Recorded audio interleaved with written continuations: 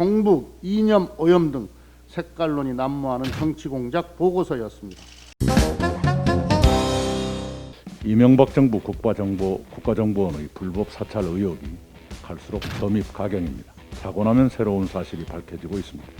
당시 야당 소속 지방자치단체장들에 대해 사찰을 벌이고 종북, 이념, 오염 등의 색깔론 딱지를 붙인 사실이 새롭게 드러났습니다. 불법 사찰에 미행, 도청, 해킹이 동원됐다는 보도도 나오고 있습니다. MB 시대 국정원 불법 사찰 의혹은 2017년 11월 시민단체가 사찰성 정보 파일 공개를 요구하며 시작됐습니다. 지금 나온 사찰 정보들은 모두 법원의 판결에 따라 공개되고 있는 것입니다. 그런데도 야당은 선거를 염두에 둔 정치 공세라고 비난하고 있습니다. 사찰은 기본권을 짓밟는 반헌법적 악습이자 민주주의의 근간을 흔드는 국가폭력입니다. 정보의 의결을 통한 불법 사찰, 문건 열람 등 국회 차원에서 할 수 있는 모든 방법을 동원해서 진상을 반드시 밝혀내야 할 것입니다. 이명박 정부 국정원의 불법 사찰 실체가 속속 드러나고 있습니다. 언론에 보도된 2011년 야당 지자체장들에 대한 국정원의 사찰 내용은 종북, 이념, 오염 등 색깔론이 난무하는 정치공작 보고서였습니다. 국정원이 개인의 이념과 성향을 낙인 찍고 각종 정보를 불법적으로 수집한 것은 민주주의를 위협하는 중대한 범죄 행위로 사회에 비상벨을 울려야 하는 심각한 사안입니다.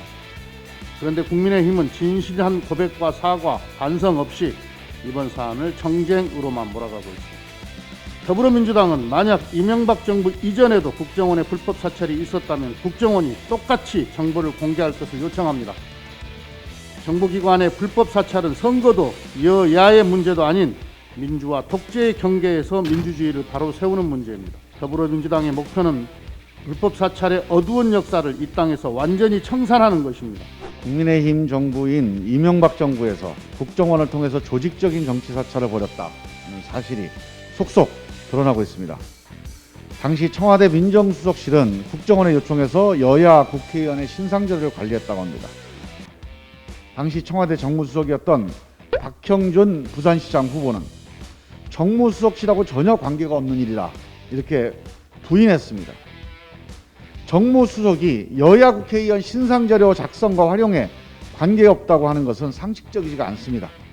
진솔한 자세로 진상규명에 동참해야 합니다.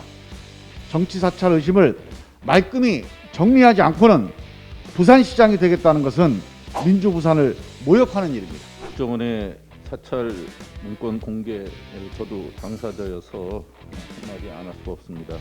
최근 이명박 정부의 국정원 사찰 문건 공개와 관련한 국민의힘의 주장이 도를 넘고 있습니다.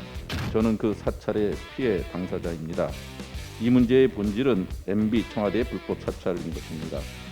국민의힘은 정치 사찰이 얼마나 위험한지를 진심으로 깨우치기를 바랍니다.